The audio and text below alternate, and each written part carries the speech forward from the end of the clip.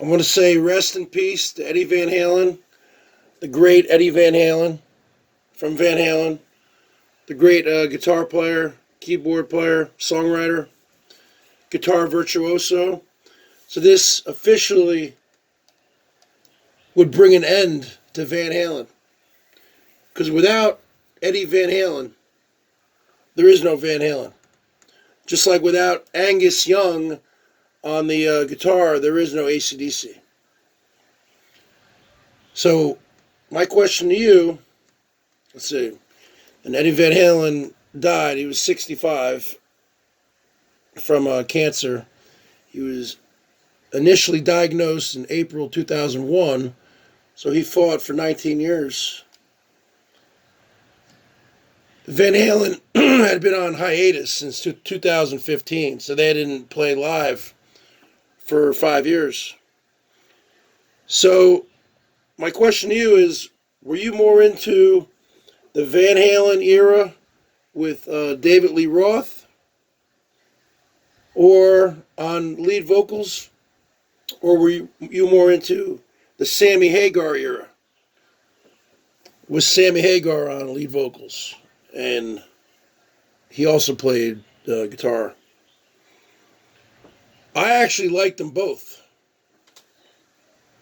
So with the original Van Halen lineup of Eddie Van Halen on guitar and backing vocals, Alex Van Halen on drums, Michael Anthony on bass and backing vocals, David Lee Roth on lead vocals. You had 1978 Van Halen, 1979 Van Halen 2, 1980 Women and Children First, 1981 Fair Warning, 1982 Diver Down, and 1984 was the album. So you had 1, 2, 3, 4, 5, 6 albums with David Lee Roth. And then David Lee Roth went off and had a very successful solo career. And then they brought in Sammy Hagar, who was originally from the band Montrose, and then had a very successful solo career with probably his biggest hit, I Can't Drive 55, which is, I take my name or my whatever, Mr. 55, from that song. And then they had 1986 5150, 1988 OU 812, 1999 For Unlawful Carnal Knowledge, 1995 Balance, and then again there was a lineup change.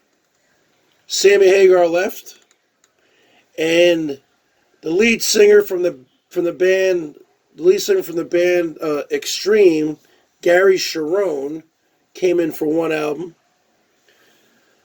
1998 Van Halen 3. And then they regrouped in 2004 for a summer tour reunion with Sammy Hagar. And then in 2007 to 2015,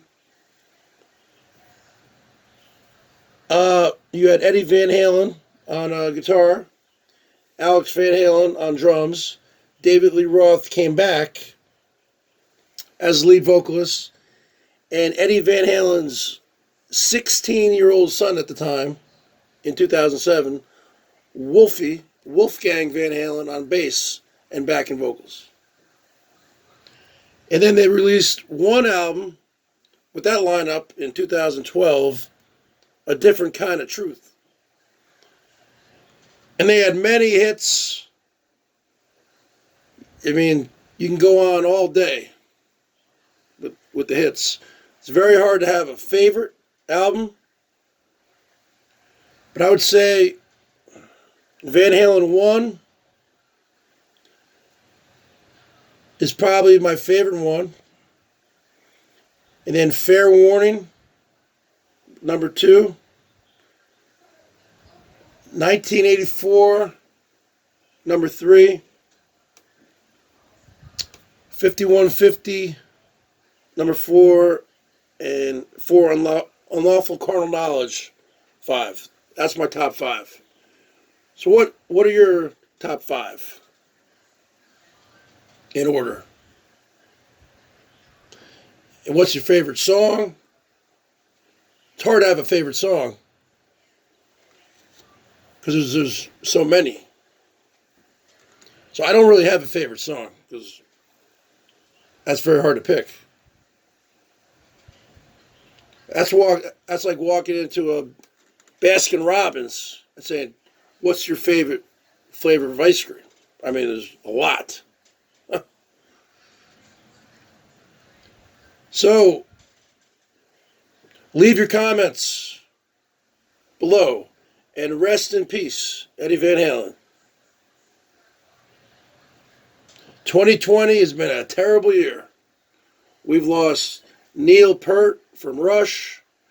We've lost so many rock and rollers now, so many celebrities, so many just regular Americans to this whole